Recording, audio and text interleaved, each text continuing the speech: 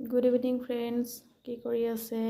ঠাণ্ডা বতৰ। মই আজি ফুল কেইজোপামান আছিলে সৰু অকণমানি টাবত একদম বাঢ়িব জনাই নাই, তাকে ভাবিলোঁ নহয় সময় পাইছোঁ অকণ ডাঙৰ পাত্ৰ এটাতে ৰুলোঁ। বাল্টিং এটা আছিলে তাকে কাটি লৈ তাতে ৰুইছোঁ।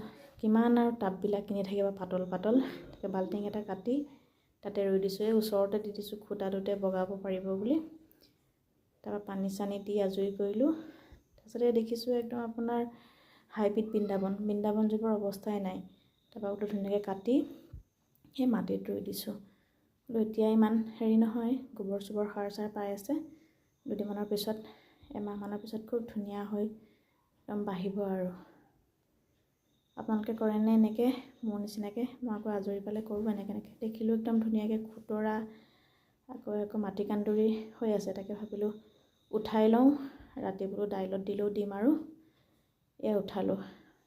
এসাঁজ দুসাঁজ মাজে মাজে ওলাই থাকে আৰু খাবলৈ ঘৰৰ বুলি। এয়া চাওক কি ধুনীয়াকৈ ওলাইছে। এয়া চাওক।